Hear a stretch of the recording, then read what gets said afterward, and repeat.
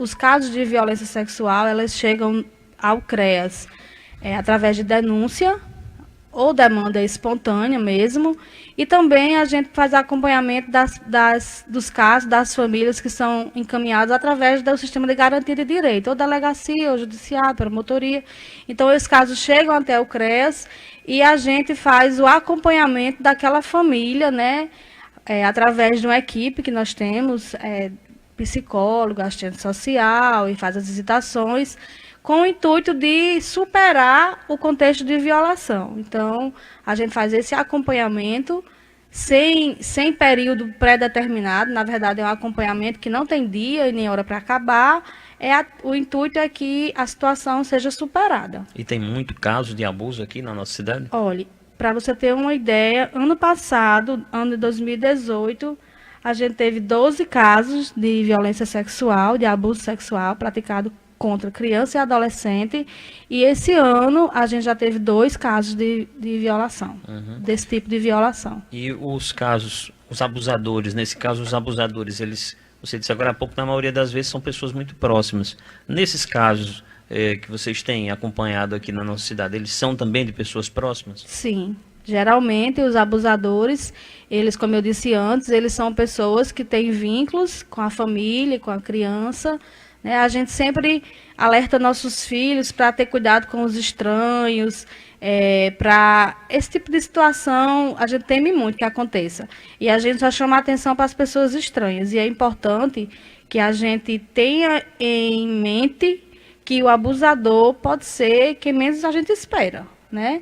E é tanto que isso é provado estatisticamente, a gente, pelos acompanhamentos, não só a nível de Caicó, mas é um dado enfático de que o abusador geralmente tem vínculos, muitas vezes é o pai, o padrasto, um tio, um irmão.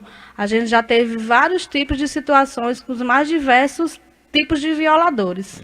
Mas a grande maioria deles, eu posso lhe reafirmar isso, é alguém que tem vínculo, sim, com a família. Existe algum caso, nesses últimos anos, em Caicó, de exploração sexual de crianças? Olha, a exploração sexual, a gente não... Ano passado, pelo menos, e esse ano, ainda não teve nenhum tipo de registro. Agora, é importante frisar que o que chega é apenas um retrato, né, do que acontece. Não é fidedigno, não é que porque não chega, não acontece. A gente sabe que acontece. Mas não chega até o serviço. Porque talvez seja até mais complicado, mais né? Complicado. De chegar. Exatamente, né? A exploração a gente sabe que é quando existe um abuso, que por trás desse abuso existe uma troca, um favor, né? Um favor alguém se beneficiando. Alguém se beneficiando da situação. Por exemplo, alguém cata uma menina, vou falar agora do jeito que os paulistas falam, né? Cata uma menina, por exemplo, ou um menino, né?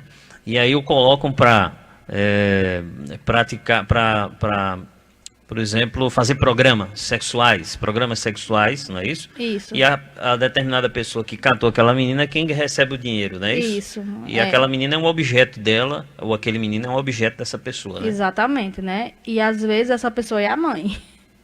Essa pessoa é a mãe, essa pessoa é uma tia. A gente já teve casos, não esse ano, né? Mas aqui em Caicó, que essa pessoa era a tia, né? Então, assim...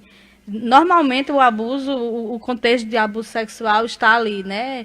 Com a questão familiar, né? Quer dizer, a história do fique atento a quem está próximo vale tanto para o abuso como para a exploração. Para a exploração sexual, exatamente, né? Uma situação realmente muito complicada essa. Mas como é que as pessoas podem denunciar situações de exploração sexual infanto-juvenil, situações de abuso, para onde deve ligar? Ou procurar vocês também? Então, a gente funciona hoje na Avenida Coronel Martiniano, ali próximo ao Sempre, né? E vocês podem denunciar pelo Disque 100, né? Que é o dos direitos humanos, que a denúncia, através do Disque 100, chega até o serviço. A gente recebe via e-mail. É importante que você tenha endereços, né, endereço preciso e nomes das pessoas. Não fazer a denúncia vazia. Não fazer a denúncia totalmente vazia, né? É importante dizer que é anônima, a pessoa que denuncia jamais se identifica, ou você pode realmente procurar o CREAS, né? A gente recebe alguns casos de demanda espontânea, né?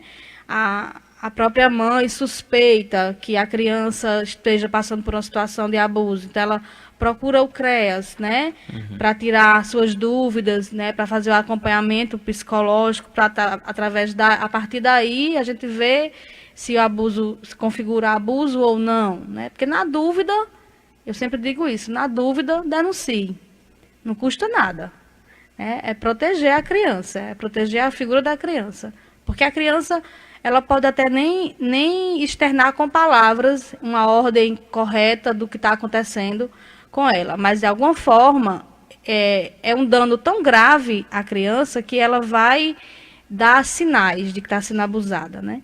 A distúrbios. Que os pais fiquem atentos, exatamente. Essa situação toda, né, teve início com o caso Araceli Cabreira Sanches Crespo, né, que foi uma criança brasileira assassinada em 1973, de 18 de maio, por isso, inclusive, a data, né? Isso. Seu corpo foi encontrado somente 6 dias após desaparecer, desfigurado por ácido e com marcas de violência e abuso sexual.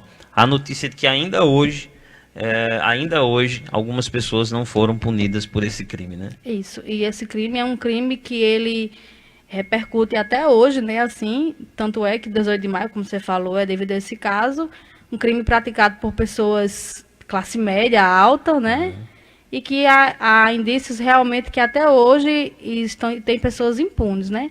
Agora a gente não pode esquecer também do caso de Vitor Manuel, que é de Caicó. Aqui em Caicó, exatamente. A gente já fez uma campanha, um ano com ele, foi o tema da campanha. E Vitor Manuel era uma criança que também foi abusada sexualmente e morta aqui em Caicó. Então, assim, a gente às vezes não acredita, não quer acreditar que o abuso acontece na nossa casa, na nossa vizinha, quando ele está presente em todas as classes sociais, independente de cor, raça, crédulo, e o abuso ele é real. E é importante que a gente se sensibilize, né? Todos os atores, não só da assistência social, mas da saúde, da educação. A gente tem na saúde um papel muito importante que eu sempre atribuo aos agentes comunitários de saúde, né? Porque eles estão visitando as casas, estão dentro diariamente das casas, conhecem a dinâmica das casas.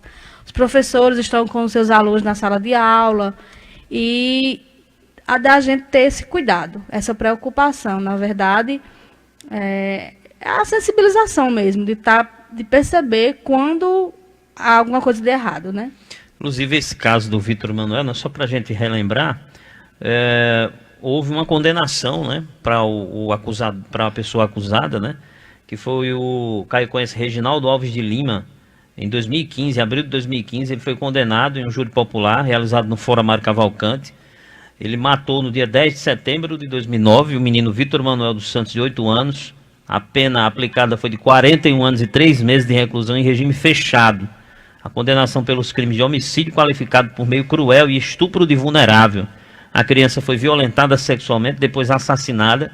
O corpo foi deixado nas águas do Rio Seridó, na zona urbana aqui da cidade, perto da Ilha de Santana. O outro réu no processo, também caicoense, Milton da Silva Filho, ele não foi julgado naquele dia por causa de falhas processuais. A informação foi divulgada, inclusive, na época, pelo advogado Nave de Rafael Varela, que patrocina, inclusive, a defesa. Os defensores não foram intimados naquela época.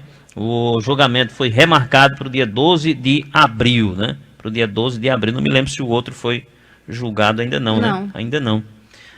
Só um deles, no caso, que foi o Reginaldo Alves, e foi condenado a 41 anos. E essas pessoas eram pessoas que eram próximas, né? Vizinhos, né? Conhecidos. Pois é, uma situação realmente lamentável que a gente vai procurar, né, Alexandre? Saber aí há quantas anos desse processo aí do outro réu acusado de ter matado o Vitor Manuel, menino de 8 anos, violentado sexualmente, morto aqui na cidade de Caicó. Sibeli, então essa semana toda vai ser de programação, né, diversas inclusive, e eu queria que você reforçasse aí, né, a importância de ligar para o Disque 100, que é esse número é do Direitos Humanos. Ministério dos Direitos Humanos, em Brasília, né?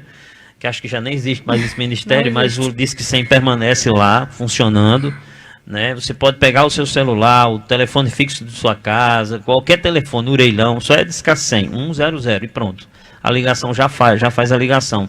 Você não precisa ter crédito ou não ter crédito no celular. É só fazer a ligação e você faz a denúncia de onde você estiver, do que você souber que está acontecendo, na sua casa ou perto da sua casa. Porque tem gente que diz assim, em caso de confusão de marido e mulher, em briga de marido e mulher, ninguém mete a colher, faz vista grossa para algumas agressões, né, que acontecem, o vizinho sabe.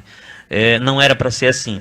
Era para realmente denunciar, nem que seja de forma anônima. Não é para ser assim. Não é para ser assim. É a mesma situação de uma criança que você sabe que está sendo abusada na sua rua, por exemplo. Né? Está sendo explorada sexualmente. Denuncie, não fique calado. Pode ser com seu filho, pode ser com seu sobrinho, amanhã ou depois. Não é? É importante, denuncie. Se eu puder dizer alguma coisa, nesse momento eu digo denuncie. E na dúvida, denuncie. A gente também tem o 3421-3063, que é o telefone do CREAS, telefone fixo.